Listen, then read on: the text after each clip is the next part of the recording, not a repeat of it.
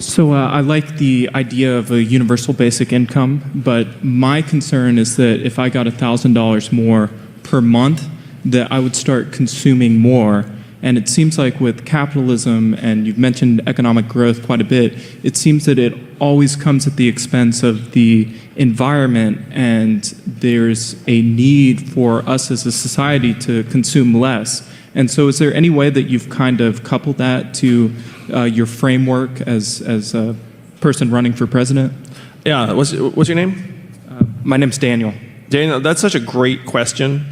And so first let me say that I think climate change is the second existential threat facing us. It's like 1A. It's like right in parallel, it's in tandem with the automation of jobs and the dehumanization of our economy. Now, I'm going to suggest that these two things are linked. Because if you go to people and say, hey, we need to worry about climate change, a significant proportion of them in a country where 57% of people can't pay an unexpected $500 bill and 78% are living paycheck to paycheck, a significant proportion of them will say, I can't pay my bills. The penguins can wait in line, or something obnoxious like that. And that's just human nature, because if you can't pay your bills, you actually have your head down, like big societal level, future-oriented problems are not your concern. You get increasingly disengaged. You have what's called a mindset of scarcity, which has been shown to decrease your functional IQ by 13 points, or 1 standard deviation. And then collectively, we have a much lower chance of actually activating around something like climate change. So what we do is we take the economic boot off of people's throats and then say, hey, we need to address climate change, and then more of them will get on board because they'll say, yes, yes, we do. Now, to your concern that we're going to consume more and it's going to cause more, I'm optimistic, and we'll see how this bears out, is that if you had a portable income of this kind, you'd have also more people embracing minimalism and communal living and going to places where they can have like a community garden and work on their like art that they've always wanted to. Like, you'd have some things going in both directions. But the other thing is, I want to actually measure economic progress, as I indicated before. GDP is an archaic measurement we made up almost 100 years ago. And even the inventors said this is a terrible measurement for national well-being and we should not use it as that. And so I was suggesting before that GDP is going to guide us astray. So what would guide us more appropriately would be something that integrates human health, childhood success rates, and environmental quality. You actually make it that economic progress is tied to environmental sustainability.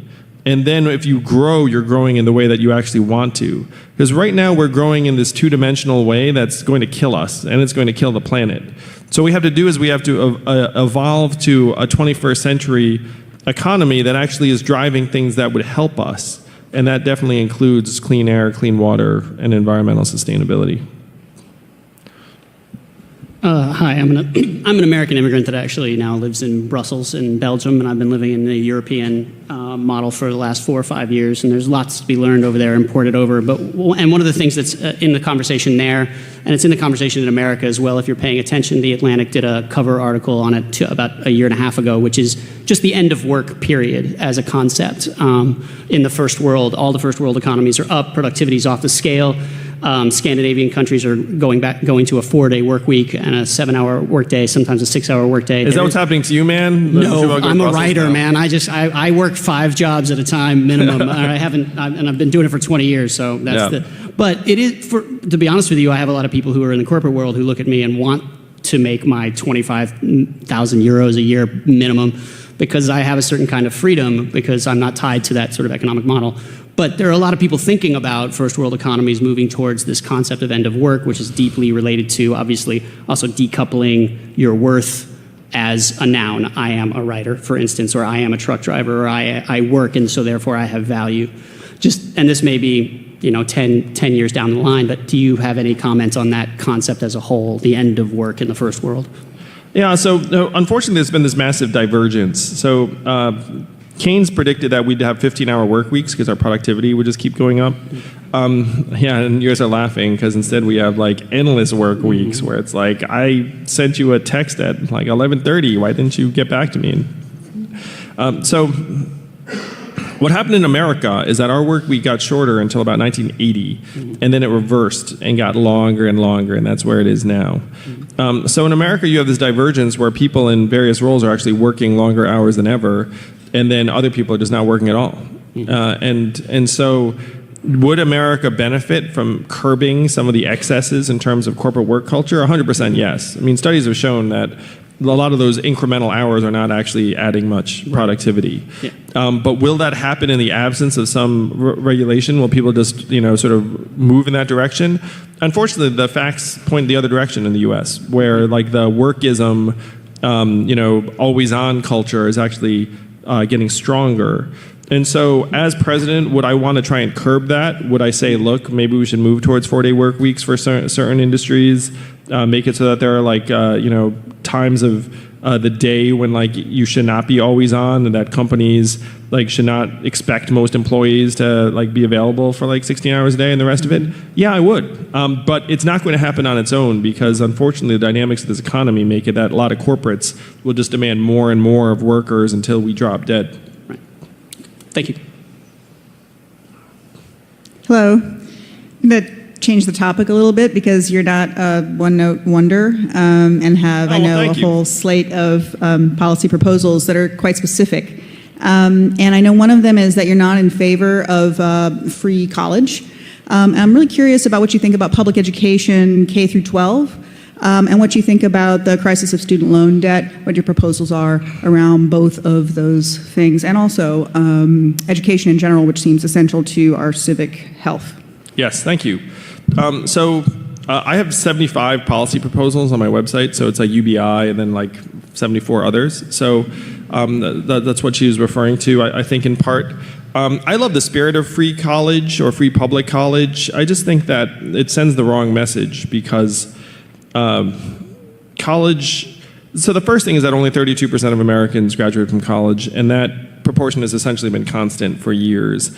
And that as we've tried to plow more people into college, what we've done is we've brought down the college completion rate. The college completion rate in 6 years now is 59%. So 41% of people who are starting college do not finish within 6 years. And so selling college as a panacea is just not going to work. And it's subsidizing something that's enjoyed by the top third of the population, which may or may not be the direction you want to go. So to me, you're much better off putting $1,000 a month into everyone's hands and saying, if you want to use that to partially pay for college, that's great. If you want to pay for vocational, which we should be massively investing in, that would be great too. If you want to do something independent, maybe you want to start something, like that would be a better way to go. And it's in tandem with the fact that we have this educational school loan crisis in this country, where it's up to $1.5 trillion. Why has college gotten 2.5 times more expensive over the last 25 years? It has not gotten 2.5 times better. And so the reason is that they've just invested in a lot of non-faculty administrators.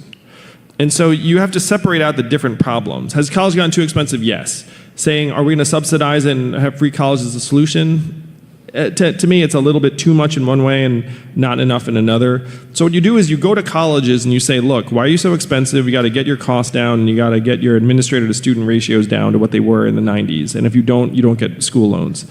And then the universities would say that's impossible. And then you'd be like, well, I have a feeling you'll figure it out. And then they would.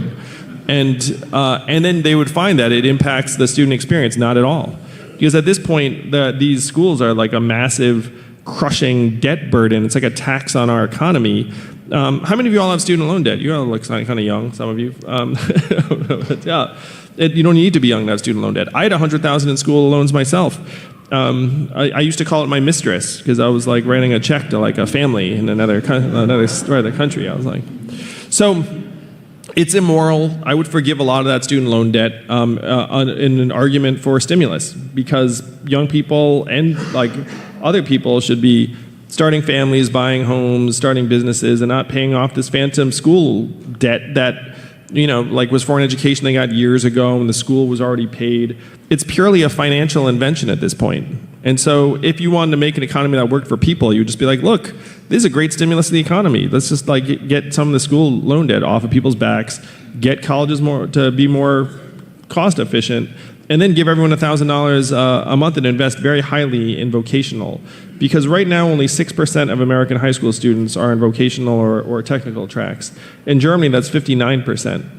What do you all think the appropriate percentage is for America then? 25 or 30, right? But the problem is we're overselling college to all these kids. We're like, hey, if you don't go to college, your life is over. And then they go to college, they get this debt. Even if you come out of college right now, you know what the underemployment rate is for recent college grads? It's 44%. So again, this entire like subsidized free college, like it doesn't solve the problem. Like if you come out and you're underemployed and you don't have crushing debt, yeah, that's better than having crushing debt. But like maybe we need to start trying to address the imbalances in our system. And one of the imbalances is that we're over-prescribing college, we're under-supporting vocational trades and apprenticeships, because if you're going to automate away a lot of the jobs, which we are, 44% of the jobs in America are either repetitive manual or repetitive cognitive. We're going to automate away a ton of those jobs. But you know what's really hard to automate away? HVAC repair. Yes, air conditioning repair, plumbing. You know, like it's very, very hard to automate away fine motor work like that. Those jobs are steady, they pay well, they're gratifying. So we need to start saying to kids, like, that's a really good way to go. Like, that's a better way to go than a 4-year degree that might, you know, that just might lead you nowhere. No offense, I went to college, you know, I love college and all that, but we're just overselling it. So it's a very long-winded answer to a complex set of issues, but it's a multi-pronged problem. Sure. All right, I want to preface this question by saying I don't know too much about UBI, but I'm enthusiastic about the concept. In my limited research, I came across 2 big criticisms, which I just want to shoot by you. Sure. Yeah.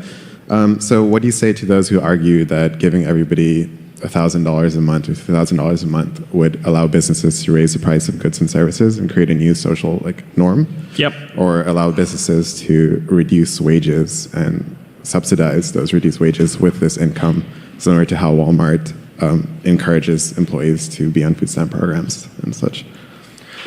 Yeah, so if you look at our experience as consumers, we have not had massive inflation in any category but 3.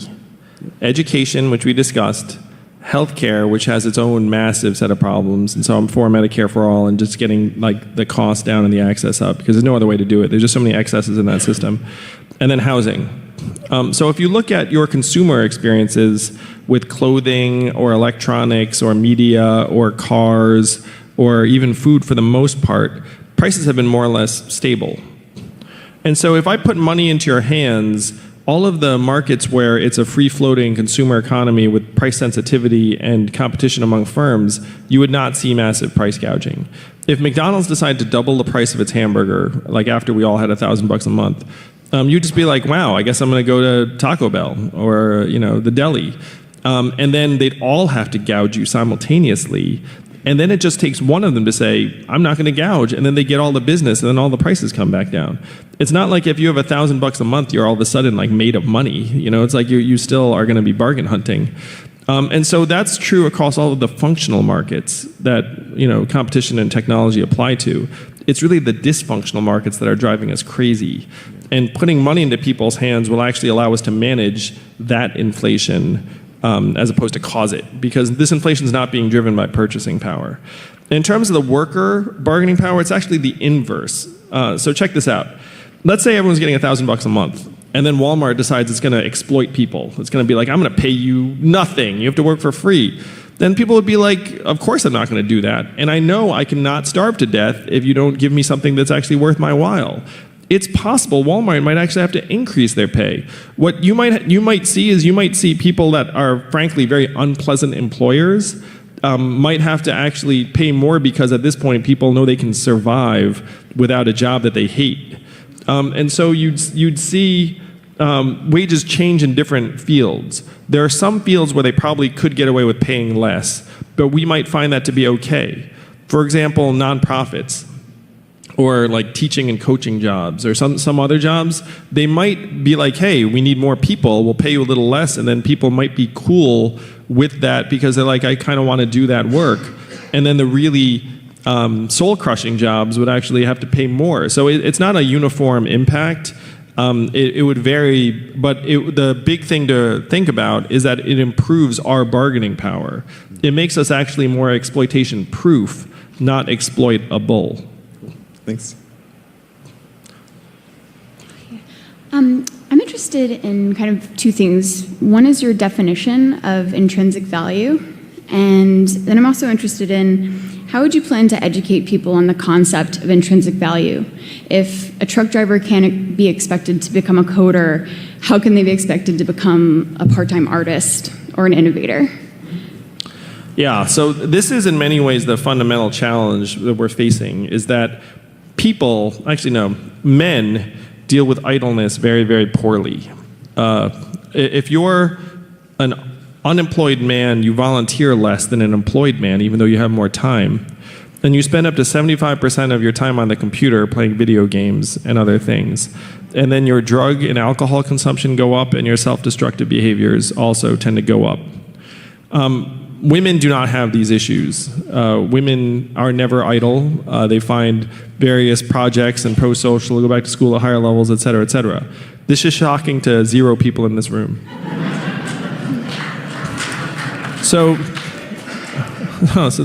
And it's just facts.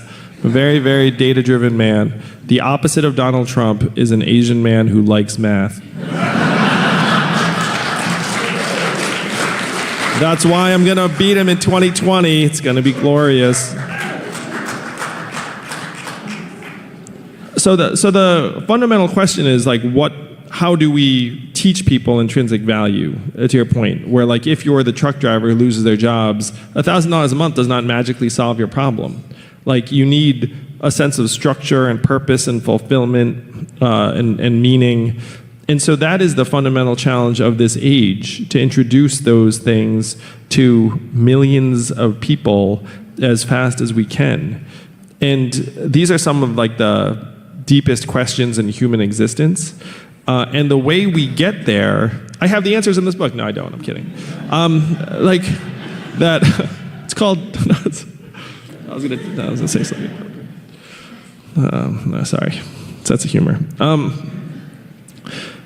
So the way we get there is we put this money into people's hands, and then a significant amount of that money goes into nonprofits and civic organizations and religious organizations and institutions that can help restore a set of opportunities that allow people to find structure, purpose, and meaning in their communities and their work. So there's no easy answer. It's a generational struggle. Certainly when I think about intrinsic value, I think about my son who's autistic, and I think like it's possible that he'll never actually have like the capacity to have like a normal job. And so that's what I think of when I think of intrinsic values, is so you look at the person, you know their worth, just as much as someone else. But it's going to be a very, very difficult journey taking the current conventional market-driven American mindset and helping it move in that direction. Is there a generational gap in people that are more open to the idea of intrinsic value? So I think that the studies I've seen have indicated that young people are more enthusiastic about socialism than capitalism, more enthusiastic about socialism than older generations. And I think it's because many young people have seen the excesses and problems of capitalism over this last number of years. So I have a feeling that young people are more open to seeing people as having intrinsic value. I'd agree with that. Hi. My question dovetails pretty nicely with that, I think, which is that for me, I think the most resonant criticisms of UBI have revolved around the like spiritual and psychological value of work to an individual. And so I'm wondering what your thoughts on that are and why you propose a UBI versus, say, just a large jobs program with the same amount of money. Yeah. So to me, work is central. And the great thing about UBI is that it would create over 2 million jobs in these communities. And the example that I use is that if you can imagine a town in Missouri with 50,000 people, and right now there's someone in that town that wants to start a bakery, but the bakery is a dumb idea. But then I become president, and now there's another $50 million in spending power every month in that town, and then the bakery might become a good idea. And then that person starts a bakery, and then they say, hey, I need to hire a morning shift baker. And then you end up hiring people for accessible jobs in that community. And that's only possible because you're supercharging the local economy and helping restore vitality to those Main Street retailers.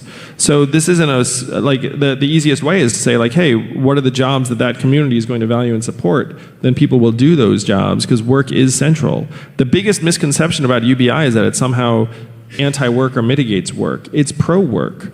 Like it's pro work in terms of just creating jobs in those communities that people actually want to do and can access. It's also pro work in terms of like the moms and caregivers and nurturers, because we know that's work too. It's just our market doesn't value it as that. So that's the big, and that's at least starting to push us in the direction of meaning. How many of you all are entrepreneurs? So if you're an entrepreneur, you know what I'm talking about here, where it's like you're doing something primarily because it's important to you. Yes, there's money involved. Yes, it might seem like a good economic opportunity, but you're driven by the fact that you think that that form of work is the highest form of work you can be doing at this point. And so if you put more Americans in that position, then that ends up being like this incredible journey of self-discovery. Because what proportion of Americans right now do you think are doing like the job that they really want to be doing? It's so you said 20%. It's like you said 25, 30. I'm happy to say it's around 30, but that still means there's like this incredible gulf in terms of our potential energy and value.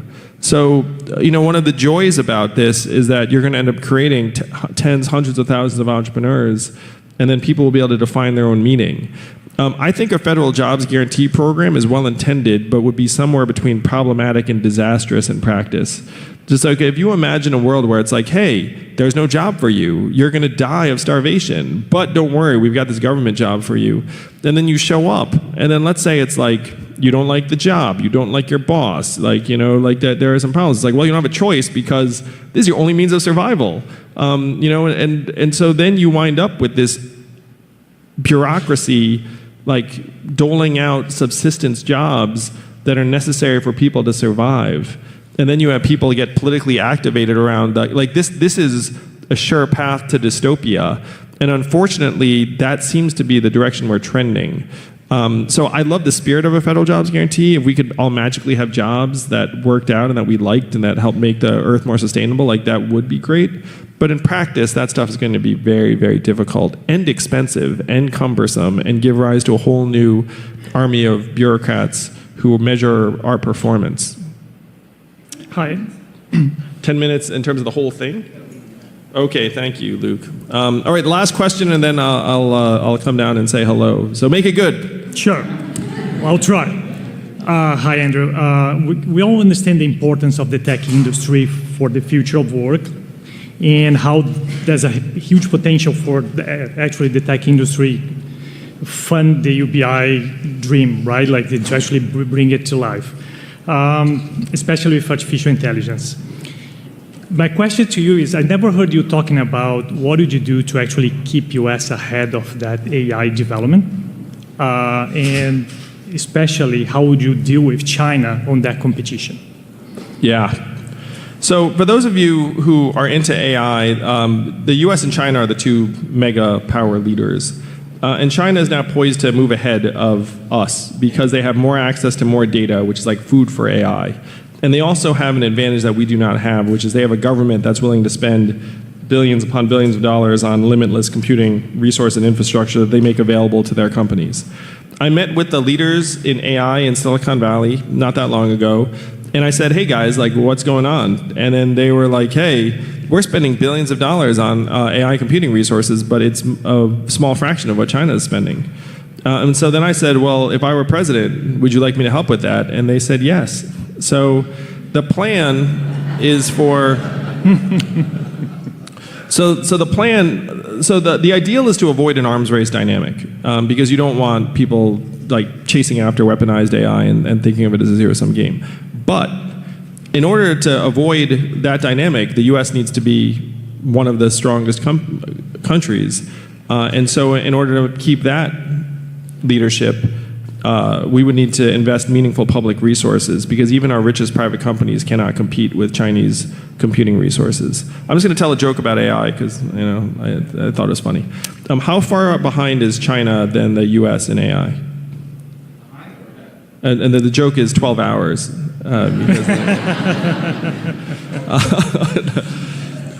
So thank you all so much for being here today. I just want to share something on the campaign. I'm poised to make the Democratic primary debates in June, And in order to make that happen, I need contributions from 65,000 individual Americans. And right now I'm at 50,000. I'm getting another 2,000 a day, so I'm going to clear this threshold very, very easily. But if you'd like to be part of my Making the Debate stage, just make a donation at any point, and then when I'm on the debate stage, you'd be like, hey, I helped make that happen. So thank you all very, very much. Would love to run this journey with you. Thank you.